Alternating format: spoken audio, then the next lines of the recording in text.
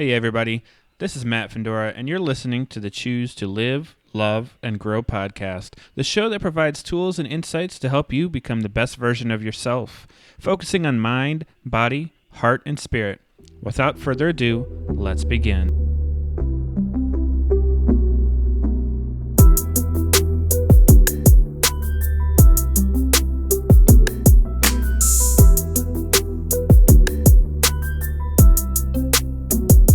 Welcome back to the Choose to Live, Love, and Grow podcast, a podcast all about being the best version of yourself through mind, body, heart, and spirit. Today, we are here with Steven Horne. Steve is a men's ADHD coach and mentor working both online and one-on-one in Scotland. He helps men master their ADHD to live happy, frustration-free lives. Some of Steve's proudest accomplishments include 4 years in the Scots Guards, working closely with the royal family, co-founding a hugely successful bar in central London, completing his coaching diploma and going all in as a coach, overcoming mental health problems, suicidal depression, and alcohol issues, and thriving after his ADHD diagnosis in 2020 at age 45. What makes Steve's heart sing? Nature, music, food, travel, learning, laughing, and loving. Without further ado, here's Steve. How are you doing today, Steve? I'm very well, Matt. Thank you for having me on the show. That's a very nice intro. I'm really excited to have you on today and we've talked before, and you have this just natural charisma about you where you can just have a conversation, and that conversation can just keep going and going and going. And that's what I'm looking forward to, is just having that unique conversation with you about where you've been, how you've been, your journey going through as a coach. And so one of my first questions, really intrigued with the 4 years that you were in the Scots Guards. So I'm curious, how was that experience for you? The Scots Guards, right? That was a huge learning curve for me, because I had, up till that point, I was still at school. I'd only worked like paper round, getting up in the morning, delivering papers, delivering milk and bread and stuff like that. So I'd never had a full-time job. And then I decided that I was going to join the military to get away from the village that I lived in Scotland, because there wasn't a lot going on there. And the military seemed like a great exit, to get away, like a fresh start and a huge step forward to get away from the situation I was in at home, and also the village, because like I said, there was not a lot going on, and I just thought I needed to get out and see the world. Otherwise I would stay trapped in this area for the rest of my life, and I didn't want to do that. So I went to the military, age 17. My parents had to sign the paperwork because I was too young to actually do it without their approval. They were actually a bit miffed about it, because I was in the air cadets while I was a teenager. So it was always assumed by everyone that I would, if anything, go to the Air Force. So I just freaked everyone out by coming home one day and saying, I'm joining the army. And no one could understand why, but I didn't have great eyesight, so I was never going to fly. So I thought, well, if I'm not going to fly, then I might as well just join the army. So my original choice was to join the Army Air Corps. So in that way, I was still involved with aircraft, because obviously they have all the helicopters, but the Air Corps had a huge waiting list, and I was in no position to be sitting around waiting for a year or 18 months or whatever it was to get away. And then also the engineers, the Royal Engineers, that was also had a huge waiting list. So my third choice was the Guards. I'd always been very interested in the parade side of the cadets and doing all the drill and all that kind of thing. So then I went to the Guards. That was a huge wake-up call going into the Guards, because one minute I'm at home, and then the next minute I'm in basic training, and the Guards training is 23 weeks, so 6 months of training, which is a long time to be getting basically, well, I suppose abused, really. which is, getting shouted at from morning till night, and all the things they have you doing. So that was hard. It was hard, but then I passed the training, and then I realized that the real training actually begins when you finish your training. You think, yeah, the training's over, that's going to be me done now, but then that's just the beginning. Mm-hmm. The training began when I went in there. So I went into the Guards at 17 years old, didn't have a clue about life, didn't have a clue about people, didn't have a clue about anything. And then there I am with all these, grown men teaching me the way of the world. So that was quite eye-opening. And I did a lot of great things in the military. I did a lot of really great stuff that I look back fondly on.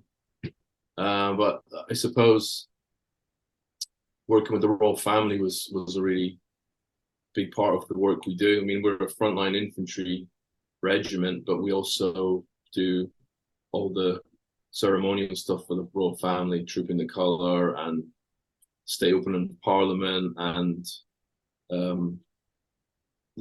anything sort of military that's to do with the royal family, any sort of state visits or anything, you get to do that. So I was posted in London for quite a majority of it, and it got to the point where I was thinking, right, I think I've had enough of this now. Maybe that was a sort of early ADHD thing that I didn't quite know about, but I just thought, right, I've had enough. I need to change this up. And again, my parents were like, but you've just got going. Like, this is your career. Why this is you sort of safe in here, other than like going to war. You're pretty safe in there for life as a job. Mm-hmm. So they were bemused as to why I was suddenly going to pack it in after all the effort I'd gone to starting. It just seemed crazy to them. I suppose it's crazy to most people that you would put all that effort into something and then just want to change it up. But then, like I say, that was maybe the first signs of my ADHD really making decisions, making me choose the path of my life based on just this inability to stick to things. And I realized from 4 years in the military that I was going to struggle to try and stay in the military and get promoted up the ranks, because certain things I found difficult.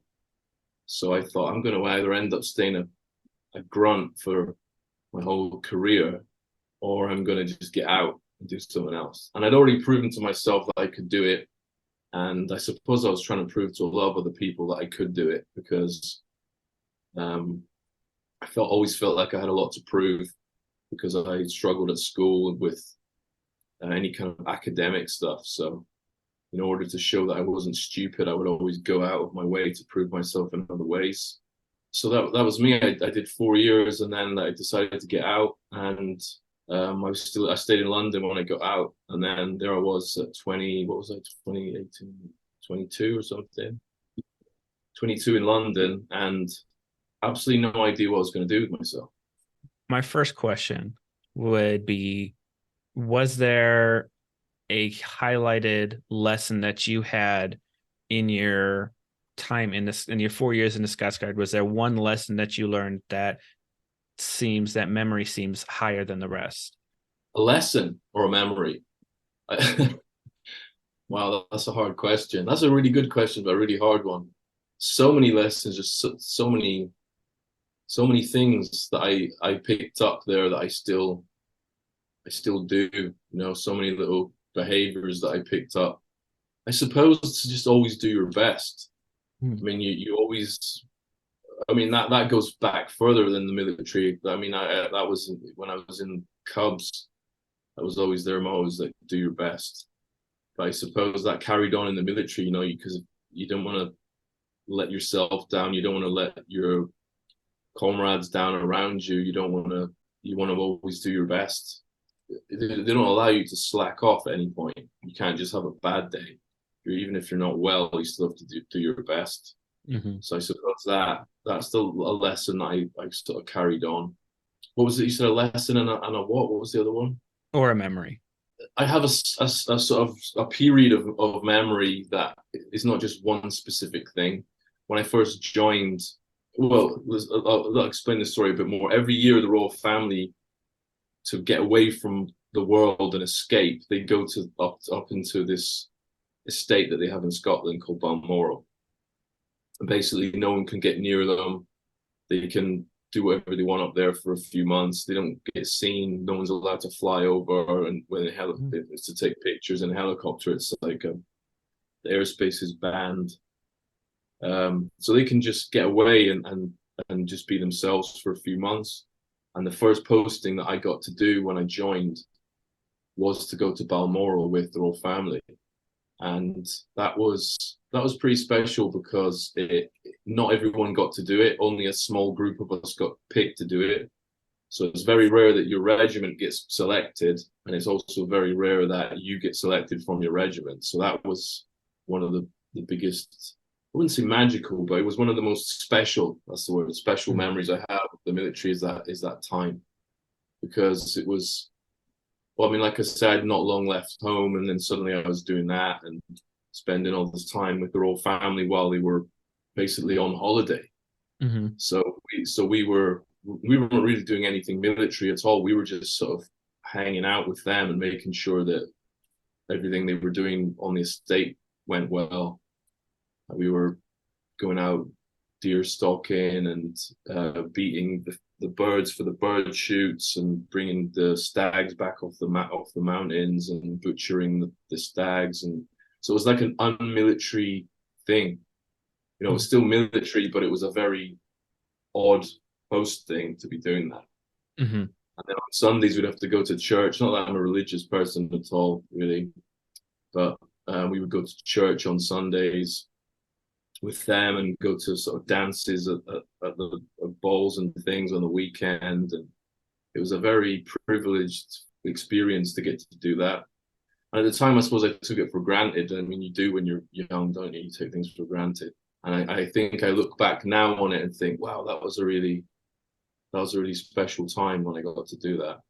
So I think that's the memory I look back on, is that 3-month period of doing that, because it was just a really fun time and an experience in the military that is unlike any of the other time I served. So what did it look like for you after doing that for 4 years and then transitioning? You said you were in central London afterwards, correct?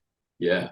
Well, I was living, in the military, everything's taken care of for you. You just have to turn up and not screw up, and then that's everything done.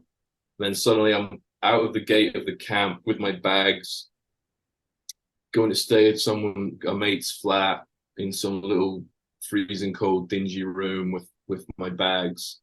Never ever lived away from home. Not really sure what I'm doing. I have some sort of job lined up, but it's pretty flaky and not really a career or anything. And very quickly after me leaving, I think 2 months after me leaving, that job shut down. And so then this quite shaky plan I had then just disintegrated into nothing. And I had no clue what I was doing. And it looked like, oh my God, I'm going to end up moving back home and be right back where I started, when I was 17 and went to the army. And I've just had 4 or 5 years of my life wasted. And there I am back at home in the same village I left, like a failure. So I did get in a bit of there was a lot of worry, but at the same time, I was still very young, only in my early 20s. So it was just like, something will work out. Just that blind faith and naivety, I suppose, that something will just turn out right. So how did you get going after that then? Well, I started working on, because I've been in the military, there's a big part of the military that goes on to do security, like door work, personal security, that kind of thing. So I got my doorman's badge, and then I started working on the door at Planet Hollywood in the West End of London, like the central tourist place in London, right next to Leicester Square. So I was working there, just telling everyone how long they're going to have to queue up for their chicken burger. And it was not exactly. I mean, it seemed like a fun job because you're there with all the public and you're hanging out and there's lots of excitement and celebrities turning up and everything. But it was a very poorly paid job, and obviously you're standing outside for most of it. So it was. I was thinking, wow, is this going to be me now, just working security jobs and freezing my ass off for because it's not a very, you get treated quite badly by people. People can be quite abusive, and it's not a pleasant job at times. Mm-hmm. So I then realized there's people in the restaurant making like 3 times, 4 times as much money as me, cleaning tables and stuff like that. And I thought, what? I couldn't turn the money down, so I just steered myself towards the money because I needed to make more money to survive. I wasn't. Mm-hmm. I was barely surviving. And then I got a job in the restaurant. So I went from standing on the door, being like the focus of everyone's attention, people getting pictures with me, to then working in a restaurant, not speaking to anyone, just bussing tables covered in barbecue sauce. But then I was making more money. So I thought, right, well, I'd much prefer that. I just had to swallow my ego and then just get stuck in there. And that's how I got sort of into the hospitality side of, in my head, I got into that, with bars and restaurants rather than thinking about the sort of security side. I then took my mindset inside the business rather than standing outside. And that's when I then left Planet Hollywood after a couple of years and actually thought I want to, get into a bar and work in a bar. So I started working at a bar, and a nightclub. It was like a sort of a music venue that after the bands had finished would turn into a nightclub. And I'd never worked in a bar at all, so I just sort of lied my way into the job because I knew a few people that worked there. And they sort of went, "Oh, this is Steve. Like he's a friend of mine. He's bartended before, but I'd never bartended." And I got a job there, and then I loved it. That's when I realized like I really like working in bars. I really enjoyed so again, I was still quite young, so I enjoyed the energy and I enjoyed the hustle and bustle and all the people and then also the music side of it, because there was, like I say, it was a music venue, so every night it would be at least 2 or 3 bands, if not sometimes 5. Wow. 6 nights a week. So that's when my love of live music kind of infected me. I'd always enjoyed music since I was a kid, but I'd never been around that much live music before, and that's what sort of opened my eyes up to all different styles of music, not just rock that I'd been into since I was a kid. It turned me on to country music and blues and all kinds of stuff like that. So that's when I started thinking to myself, right, I'd really like to have my own version of this, get myself having my own business, own bar, own venue, something like that. Then my business partner at the time was working at the board at the venue that we worked together. So that's where I met him. And then when we both left that place, we decided, okay, let's try and open our own place. Mm-hmm. That's how we ended up with our own, the bar that was right next door to that place, actually. So we started that place. So that's how I got from the army, like from the door to the restaurant to the bar and then to having the bar. How long did you have your own bar? I was part of that for 17 years, so quite a long time. So what made you want to leave the bar scene? For years I was not enjoying it.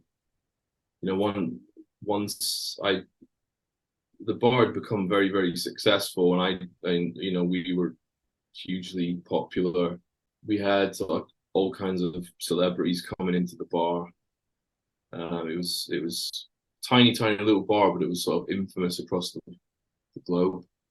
So I just became very unhappy after a certain point where I just realized like I don't really feel like this is what I want to be doing. I felt very inauthentic with what I was doing.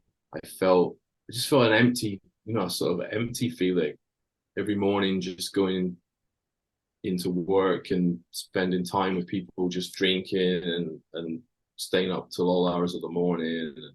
That's not what I really wanted to be doing with my life. I wanted to be more fit, more healthy, up early, doing stuff. I didn't want to be going to bed at 5 a.m. and being hungover every day. Mm-hmm. So I was hanging around with a whole circle of people that I would have preferred to be not hanging around with, and it just took a toll on me, a mental toll, physical toll. I felt like I felt very drained, and like it sucked a lot of me into it, and I sort of lost a lot of myself on the way. And then I got really ill, and there was a lot of other stuff going on as well. But I just got really ill, and I just had to get out of it one way or another, because I couldn't carry on with my lifestyle the way it was, and I also didn't want to carry on with that industry afterwards. I just thought, no. I need to completely not reinvent myself, but I need to completely reconnect with myself and find out what I'm doing on this planet. I'm not here to throw tequila down people's neck. That is not my purpose. Mm-hmm. So what led you to being a coach then? Was it this transformation of your recognition of you're not doing what you want to do, and you need to find that purpose and reconnect with yourself? Was that when you made the decision to become a coach? It was just a sense of feeling so lost and also so ill. I was so ill, like I was in a bad way. And I didn't really know who to turn to, because like I said, a lot of the people I was hanging around with were not the kind of people that were going to help me out of that situation. They were just going to keep me in that situation. So I then thought, right, what do I know that what can I trust, and what do I know for sure is going to be good for me? So I started focusing on my physical health and going to the gym. I mean, I'd go to the gym, but like just mucking around, not taking it seriously, convincing myself that I go to the gym like 2 or 3 times a week. But I wasn't in any shape or anything, because I was still drinking like a lunatic and eating and myself like just eating like a pig. So I wasn't in any shape. So then I thought, right, I need to sort of put my attention here. And I remembered my military training and stuff like that. So I remembered what it was like to be hugely fit and training seriously. Mm-hmm. So I started going to the gym seriously where I was living. I'd moved out of London by this point, and I was living in the middle of nowhere in the countryside, because I was trying to escape my bar life and that sort of the lifestyle and everything that went with it in London. And I also had to move away from that. So I started training, and the guy I was training with, he was like no other fitness trainer I'd ever met before. He spoke differently, like he said things differently. He asked questions which I thought, that's a weird question. And then I was like, what is all this stuff you keep saying? What are all these words and these powerful questions that you keep asking me that may stop me in my tracks? And he's like, oh, that's coaching, man. I'm like, what, coaching? I thought coaching was just like, for a football coach or a hockey coach or whatever, or singing coach. I didn't know it was what a life coach was or anything. And I was like, well, I don't need life coaching. I've got to this point. I know what I'm doing, but I clearly needed life coaching more than anyone that I knew at that time. Mm-hmm. So he then did a life coaching session with me. He said, oh, do you want to actually give it a try and see what it's like? And he did that with me, and I thought, wow, that's a really cool thing. I've never experienced anything like that. And he said, Steve, I really recommend you do the coaching course that I did. It will change your life. I was like, I don't want to be a life coach. What are you on about? And he's like, no, trust me, just do it for you, not even, not to become a coach. Just do it for you, because the training will change you as a person. And then no matter what you do after that, you'll be a better person from the coaching. And at the time, I would have done anything to get myself out of how I was feeling, because I was massively unwell, suicidal, drinking myself to death. So I took his advice and I signed up to the next course, the next coaching group that was coming around. And very quickly after beginning that, I just noticed, because I put my full attention into it, I thought, right, I've got to stay alive here. So I put my full attention into the coaching and did all the homework, read all the stuff, started doing all the homework and the mindfulness and listening to all the recordings, and I really became like a coaching nerd. And I noticed straight away, like, me changing, like, instantly within a few weeks. I just felt differently. I was thinking differently. I started to think about things in a different way, see things differently. I thought to myself, wow, this is not what I thought it was going to be like, and this I really enjoyed doing it, and I feel like I would be good at doing it.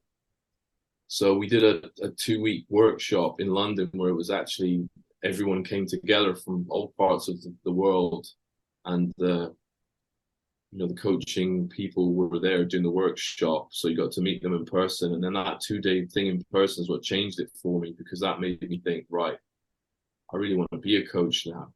Whereas up to that point, I had absolutely no thoughts of ever being a coach. And I just wanted to do the coaching diploma just for myself, like I said, to sort my own life out, to try and get myself out of a bad place.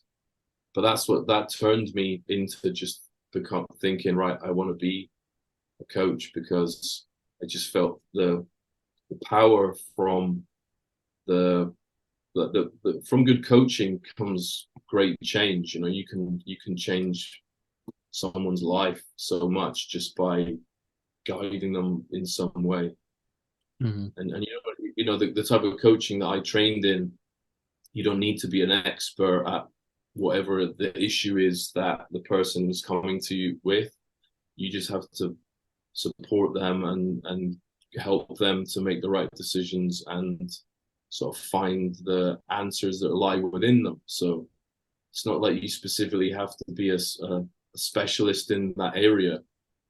In human potential coaching, so you sort of pull the potential out of the person that's already in there. You don't need to be a doctor or a scientist or anything, to specializing in that field. That's the beauty of it. So I suddenly realized, wow, I can help like so many different people in so many different areas just by coaching what's already inside them. I'm not advising them. I'm coaching them. So it's very different. A lot of people think life coaching is you just giving the person advice. That's totally not what it is, because if you were giving advice, you would then need to be or hopefully be a specialist in that field in order to then advise them on the best options. But you're not. You're coaching them to pull the answers out of what's already inside them, and hopefully they get forward and get to a better place. So that's the exciting thing that I realized. I was like, wow, I can be a coach then. And so many people, especially from the background I'd come from, people were laughing. Like, what? You're going to be a coach? You couldn't even coach yourself. And especially because of a lot of my behavior at the time was quite bad. My drinking was out of control and everything. So the last person that anyone would want to be coached by would have been me at that time. So I was then again, like when I joined the army, out to prove everyone wrong. And I wanted to, I was definitely done with my life at that point. So I had nothing to lose. So it was a joy to change everything. It was a joy to change my life. It was a joy to change where I lived. It was a joy to change, to get rid of all my 99% of my phone book, just delete these people. And then also when you do a transformational shift like that, you really find out who your true friends are and the people that support you and champion you in life, and all the like everyone that's fake just falls away. So it's quite fun to sort of see who drops off as you move forward, because people don't like you changing. People like you staying how they see you. If you start suddenly changing in a way they don't like, they're like, oh, hold on, what's happened to this guy that I knew? He's different now. And a lot of people don't like that, so they just fall away. So that's another benefit from any kind of positive transformation, is whittling out the true people that you have in your life. So I want to make the transition a little bit to what you do as a coach. So as a coach, you started focusing on helping people with ADHD because you were diagnosed at the age of 45. So, or how can one of the things that I saw that you coach on is embracing the fact that you have ADHD. How can someone embrace that they have ADHD? Well, I think with ADHD, a lot of people feel a bit shameful about it, and they want to keep it hidden, and they want to try and not let on to people. I mean, people might know they've got ADHD, but they don't want it to become something that is, people are giving them special treatment because of their ADHD. So I feel like if people can embrace the ADHD and embrace their own personal traits and how it affects them, then they can sort of take ownership of it and not let it become a label or something that holds them back or it stops them from doing whatever they want to do. Mm-hmm. So instead of shaming and guilting yourself, allowing yourself to say, hey, this is now a part of who I am. This is a part of my identity, and embracing it is the only way I'm actually going to get through it, because if I don't, I'm going to be defensive about it. Yeah, because it's never going to go away. It's never going to stop. So you either embrace it or you're going to be fighting it forever. So it just makes more sense to just take full ownership of it and gain as much awareness and understanding of it as you can, and not let it hold you back in any way. So I think I saw you mention how ADHD can be a superpower. How can you go into some detail on how ADHD can be a superpower for you? Well, it depends. I actually did a post today about ADHD being, everyone likes to use that word superpower, but ADHD can also not be a superpower for a lot of people. It can be a huge problem and hinder every part of their life and cause a lot of problems. There's a lot of really negative side effects of ADHD that can cause huge problems for people. So it's easy to just throw the word superpower around and make people think that they can just embrace it and everything's fine. You have to do a lot of work. It can be a superpower if you can harness it to your advantage. The times when you are unable to focus on a specific thing, then you can put your creativity into something else. Or when you just have spontaneous ideas, you can then use that as a superpower to come up with, positive changes in your life. There's a lot of ways where you can tap into the annoying sides of ADHD and turn them into a positive, rather than constantly taking them as a negative and then allowing it to kind of hinder you. I think that one of the things that, certainly for me, one of the things for me with my ADHD is I used to always think everything was a problem. Like, oh, I can't do that because I've got ADHD. I can't. And then I didn't know I had ADHD at the time, but I had this huge list of things in my life that I had realized I wasn't good at. And then I just sort of thought, right, I'm not good at these things now. So I only did the things I was good at, which works to a certain degree, but that's how I found myself down this path where I was really successful at stuff that I didn't love. Mm. And the stuff I really wanted to do, I wasn't doing because I struggled with it. So that there was the issue. Do you just go through life doing things that you can do easily, or do you actually make an effort to work at the things you struggle with? I think that as soon as I started stopping looking at things like, right, that's going to be a problem for me and that's going to be easy, and always taking the easy route, I then realized, right, if I look at the problems are all obviously the things that I need to work on. So I started to get really excited about problem solving.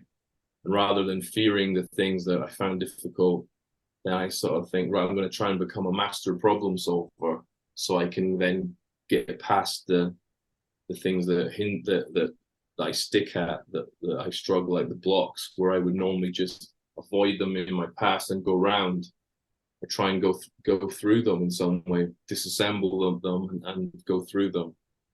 And that way I was able to still sort of carry on down the path I wanted to go down, rather than going down some other path, which may or may not have been successful, but it wouldn't have been a happy path. Mm-hmm. Because it would have been the inauthentic path of what was easiest. So becoming a massive a problem solver, don't look at things as problems. Look at things as solution opportunities, and then sort of make a game out of being a master problem solver. So I'd be like, right, I'm not going to let my ADHD stop me doing that, because now I know I have ADHD. I'm not going to accept that I can't do that thing that I've always avoided. So just becoming like really good at problem solving, and not running away from things because you think, right, I've got ADHD, that's going to be too difficult for me. So if you have a task or something that you need to get done where you don't want to tap into the spontaneity of the creativity side of ADHD, how can you go about focusing on a task when you have ADHD and let's say you're not on medication or anything like that? How do you focus on a task that you don't enjoy? Not necessarily that you don't enjoy, but where creativity isn't necessarily the main answer for it. It's something like maybe more critical thinking, where you need to just focus in on a task and getting something done. I think that in situations like that, when there's something that may or may not be super exciting to you, might be like a tedious task or something that is a little bit, not your favorite pastime. There's a huge side to ADHD, which is about being distracted, I think, and the more that you've allowed yourself to become distracted and distractible with things, the minute you're doing something that you're not enjoying, it can trigger a feeling inside that, oh, I'm not loving doing this. I'm not getting any kind of excitement, dopamine. There's no buzz coming from this, and then that can just make you want to distract yourself, and then that's when you lose the focus. And then it's easy to say like, oh, I can't, ADHD, can't focus on anything. But I think a huge part of the focus is that you're just very, very used to being distracted. And anything that isn't ticking your boxes, then you're trying to distract yourself away from it, picking up your phone, doing something else. If you're doing some kind of research, for some kind of project or something, like say you're at university, then you might go into, you might think that you're actually helping yourself to do more work on the project, but then you might actually just be distracting yourself by doing more research. But in your head, oh, I'm doing something here, but that's just another distraction, because you're not doing what it is that you should be doing. You're just convincing yourself you are with some distraction. I'll just do some research on my phone. I'll just Google something to get another fact. I'll just do this. I'll just do that. And then you've done 2 hours of work on the thing you were wanting to work on. You've not actually made any progress with what it was you were supposed to do. You've just distracted for 2 hours. So So I think there's a huge part of the focus is about not being so distracted. let's say you're in that situation where you pull up your phone and you start getting distracted on something. Do you have a tip or an exercise that helps pull you back into the task you're supposed to be doing? If you are, well, if you notice yourself distracting, you can sort of make your wherever it is you're trying to focus, like have a specific area where you do focused work, and anything that you might struggle with, you need to have a really clear space to do that work. So you can remove all distractions, make the area really clean and neat, don't have anything lying around, don't have piles of books, piles of paperwork, because then you'll just start poking around at this and that, and just try and keep your environment really clean, and remove distractions from your presence that you'll be distracted. Because I mean, I will look for something to distract myself with. If nothing's distracting me at the time, I will search for a distraction. I will be sitting here trying to type something, write some kind of blog or whatever, and I'll just suddenly think, oh God, this is really hurting my head. So I just turn here, where can I get some factoid? And I'll try and pull a book out to try and find something, or I'll just go in a drawer to look for a different colored pen that I need because the one I had wasn't suiting me anymore. So just the more distractions that you can remove. Also on your phone, you can strip your phone down and remove so much crap off your phone that you don't need. Remove all the unnecessary apps and things that distract, and also put your phone and your laptop as well. You can put that stuff into work mode, so it doesn't allow you to distract yourself with stuff. You can, and block time off and say, right, in this hour, I just do this work. And then I know that might sound to all the people out there with ADHD like, yeah, but that's the whole point. I can't just block an hour off and do the work. But there are other ways you can block the time off. Split the time up into smaller increments within that time. Use physical timers so you're not using your phone. Take little breaks regularly so you're not sitting there. It's better to do. Say you've got 4 hours and you want to work on you're writing a book and you want to do 4 hours on it. It's much better to sit down and do little increments of time that in that 4 hours than to sit down and say, right, I've got 4 hours to work, because then you'll sit down and do nothing. Yeah. Because you're sitting there like, oh, I've got 4 hours, that's so much work.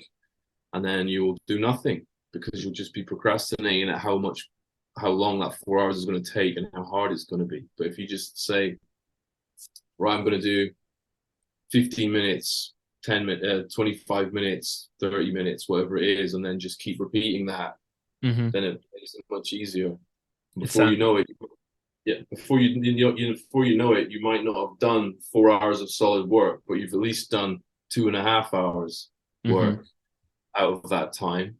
Whereas if you'd said, right, I'm going to do 4 hours work and put a 4-hour timer on, you get to the end of that time, and I guarantee you've done far less than if you've done that in tiny little increments. It sounds like I don't know if I'm saying it right, the Pomodoro effect.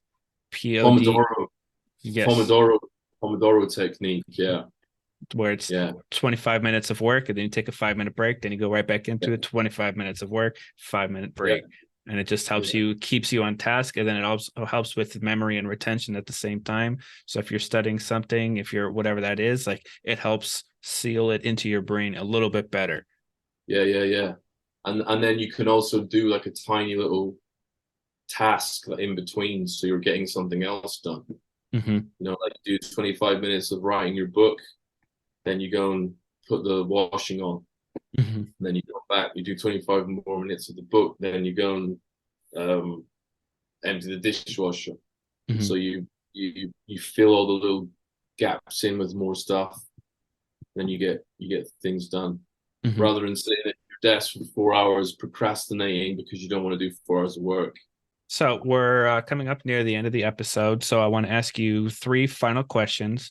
And these questions are about the podcast. So the podcast is Live, Love, and Grow. So each question is going to be about living, loving, and growing. So the first question is, what advice can you share about how to create a life that leaves a positive impact on the world? I suppose, again, just do your best. I suppose it just goes back to that, what I said earlier. Do your best and stay as true to yourself as you can.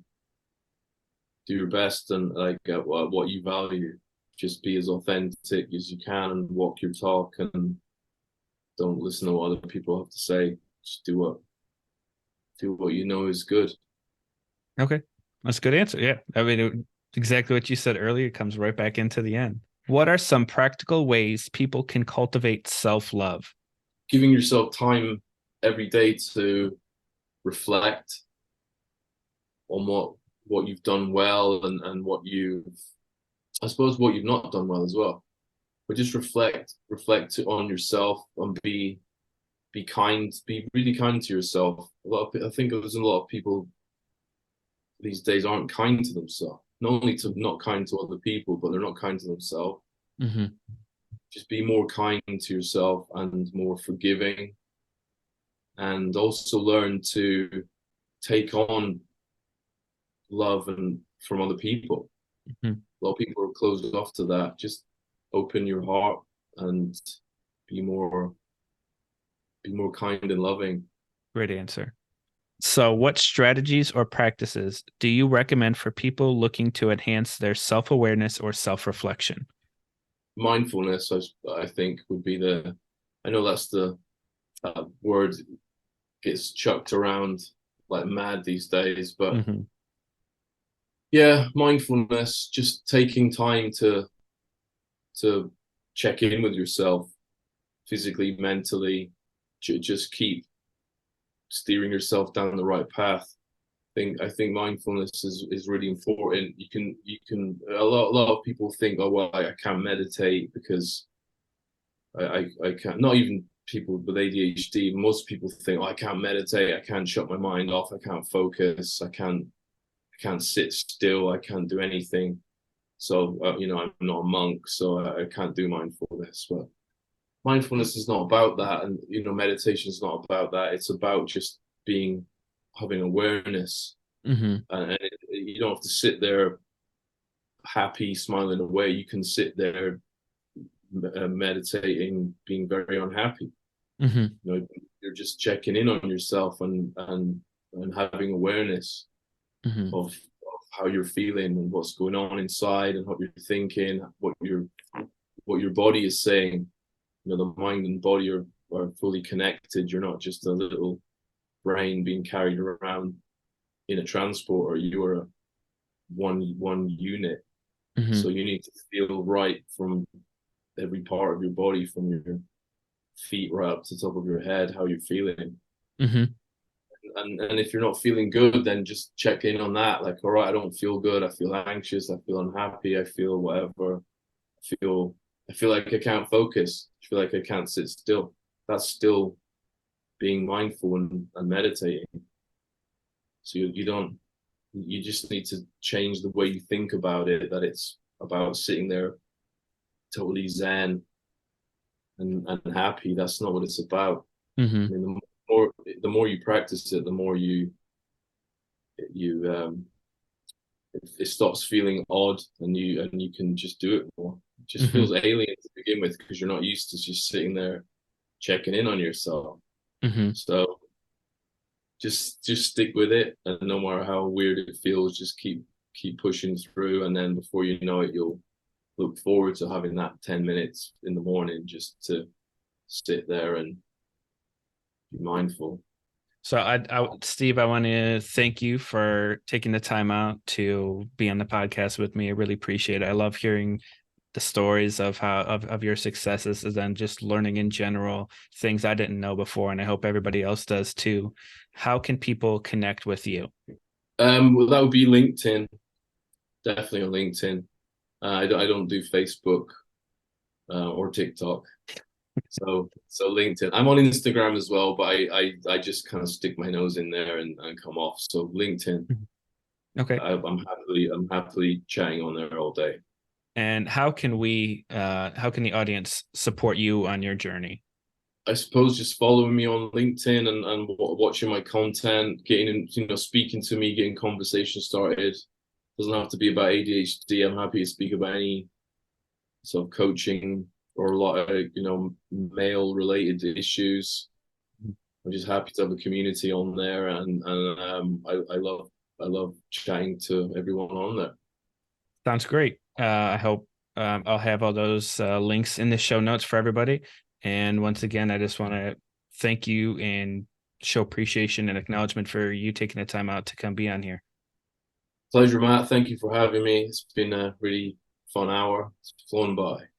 Thank you so much for tuning into this episode of the Choose to Live, Love, and Grow podcast. I look forward to seeing you next week.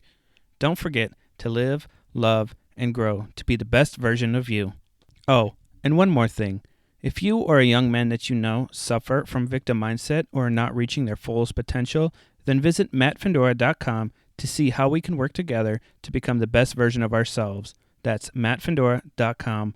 The link will be in the show notes. And don't forget to subscribe. Thank you and have an outstanding day.